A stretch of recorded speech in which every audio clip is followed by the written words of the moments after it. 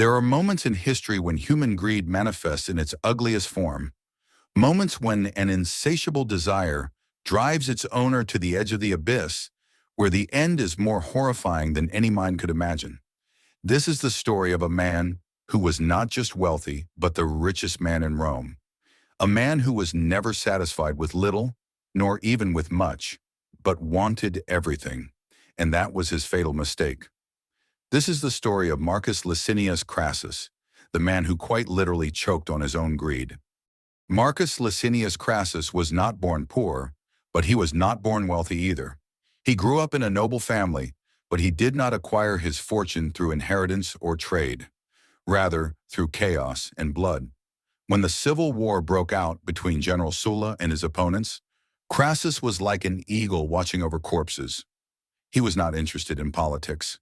Instead, he saw opportunities in the ashes of the destroyed cities. And when Sulla emerged victorious and ordered the execution of thousands of opponents, Crassus appeared as a profiteer of death. He would buy the properties of those who had been eliminated at the lowest prices and was even accused of manipulating the blacklist to add the names of those who owned desirable estates. But that was not all. Crassus invented one of the most horrific methods of wealth accumulation in history. In Rome, there were no official firefighting teams. If a fire broke out in a neighborhood, it would consume everything mercilessly. This is where Crassus saw a new opportunity. Crassus founded the first firefighting brigade in Rome, but not to save people, rather to exploit them. When a fire broke out in a building, Crassus and his men would arrive quickly, not to put out the fire, but to negotiate. He would offer to buy the property at a ridiculously low price, and if the owner refused, he would watch the flames consume everything until the owner broke down. Then he would buy it at the price he wanted. In this way, Crassus not only amassed wealth, but also gained control over vast estates in Rome, making him the richest man in the entire republic.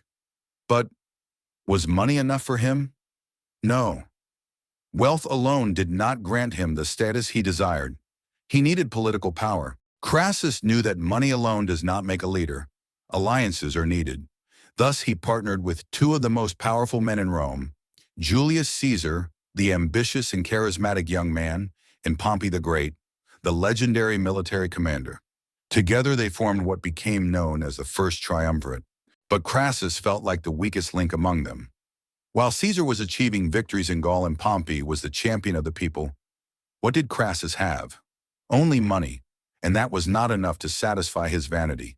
He wanted a war, a military victory that would make him equal to his two companions. And thus, his fatal mistake began. In the year 53 before Christ, Crassus declared war on the Parthian Empire, modern-day Persia.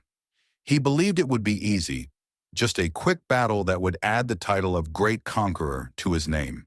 He was certain that the gold he possessed was enough to buy victory, but he did not know that he had bought his own death instead. Everyone tried to warn him. Pompey warned him that the Parthians were not like the tribes the Romans had faced before. The soothsayers told him that the stars foretold a terrible fate.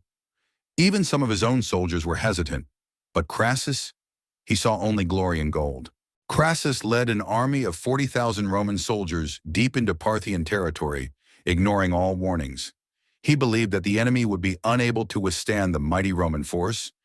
However, the Parthians, led by the brilliant general Surena, were far smarter than him.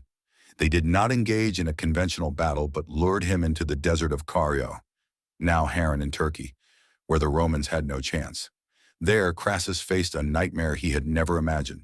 His exhausted army stood before a smaller force, but one that possessed a weapon the Romans were not prepared for: mounted archers.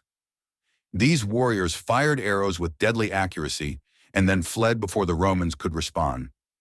The worst part? They had an unlimited supply of arrows as camels carried their ammunition behind them. The hours pass, and the Romans fall one by one. The sun scorches the earth, screams fill the air, and blood soaks the sand. Yet the archers do not stop. Crassus's army is being annihilated before his eyes, but he can do nothing. When he tried to escape, the Parthians lured him into another trap. They sent an envoy offering negotiations, and when he went with a small group of his followers, he was captured. And now, the moment of vengeance had arrived. The Parthians wanted to make his death a lesson, not just in ordinary killing. In front of everyone, they brought a pot filled with molten gold and forced him to drink it. Crassus choked on the gold he had lived for. The molten metal flowed down his throat, burned his insides, and he fell dead amidst the laughter of the Parthians. But that wasn't enough. They cut off his head and sent it to their king, who used it as part of a theatrical decoration in one of his celebrations. The moral of the story: Crassus had everything, but he wanted more.